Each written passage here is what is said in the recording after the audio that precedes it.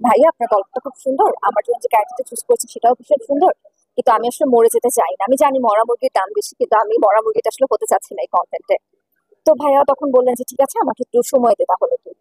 তারপর ভাই একটু সময় নিলেন। পরের দিন আবার ফোন দিয়ে বললেন যে ঠিক আছে আমি লিহা ক্যারেক্টারটা যতটুকু ভাবছি, লিহা ক্যারেক্টারটা হচ্ছে এরকম। আচ্ছা, কনফিউজ ছিলাম অনেক। যখন শুনলাম যে মম আপু এটাতে আছেন, মম আপুকে ফোন দিয়ে জিজ্ঞাসা করলাম যে মম আপু আমি আসলে বুঝতে পারছি না এই ক্যারেক্টারটা আমার করা উচিত কিনা, কারণ এটা আমার বয়সের থেকে আরো 6-7 বছর বেশি বয়সের একটা মেয়েকে ভাইয়া চাচ্ছেন। আহ, এমন একজনকে চাচ্ছেন যে যিনি, যার বয়স দিনার ভাইয়ের সমবয়সী না। দিনার ভাই তার চরিত্র মানে শরাফত, শরাফত একটা ইয়াং মেয়েকেই বিয়ে করেছে because of he was so into the power. সে ওই মেয়েটার বাবার পাওয়ারটা আসলে চায়, ওই জায়গাতে সে দেখতে চায় নিজেকে। এটার জন্য সে আসলে এই বিয়েটা করতে রাজি হয়। তো এরকম একটা ক্যারেক্টার আমার করা উচিত হবে কিনা। আমাকে বললেন যেটা অনেক লেয়ার্স আছে, তুই একটু ভালো করে রিসার্চ কর, দেখ তুই পারবি, কোনো সমস্যা হলে তুই জানাইস। পরে অনেক ভেবে চিন্তা করলাম যে আচ্ছা ঠিক আছে থাক, যখন আসছে গল্পটা সুন্দর, ক্যারেক্টারটা একটু ডিফারেন্ট, সো একটু চেষ্টা করে দেখি না আমি কতটুকু করতে পারি।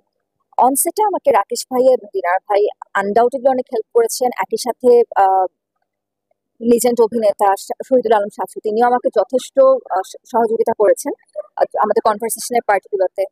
তো সবকিছু মিলিয়ে আমার কাছে যতটুকু আজকে দেখতে পেলাম ততটুকু দেখে মনে হয়েছে ননসেন্সের সাথে যুক্ত হওয়াটা ভুল ডিসিশন ছিল না অ্যাটলিস্ট। যেহেতু একটু বলেন যে একটু ব্যতিক্রম ধর্মী চরিত্র অভিনয় করেছেন, কেমন এক্সপেকটেশন, কারণ দর্শক আপনাকে এই ধরনের চরিত্রে আগে দেখেন। দর্শক আমাকে এই ধরনের চরিত্রে দেখেনি, তার থেকে বড় কথা হচ্ছে ব্যক্তি জীবনে আয়েশা খান এরকম একদমই না। আয়েশা খান উচ্চবিত্ত পরিবারের সন্তান না, তার এত ল্যাভিশ লাইফ স্টাইলও না। বাচন ভঙ্গি বলি, পোশাক আশাক বলি, চলাফেরা বলি, সবকিছুই নেহা আর আয়েশার মধ্যে আকাশ পাতাল তফাৎ।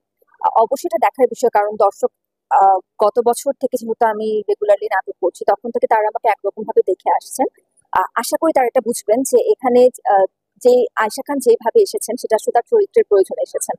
আর যেহেতু একটা অস্থির সময়ের মধ্য দিয়ে আমরা যাচ্ছি, আমরা অল্পতেই দেখা যায় খুব হাইপার হয়ে যাই, রিয়াক্ট করে ফেলি। আহ, আমিও এটা মাঝে মাঝে করে ফেলি। আর দিন শেষে আমিও তো মানুষ।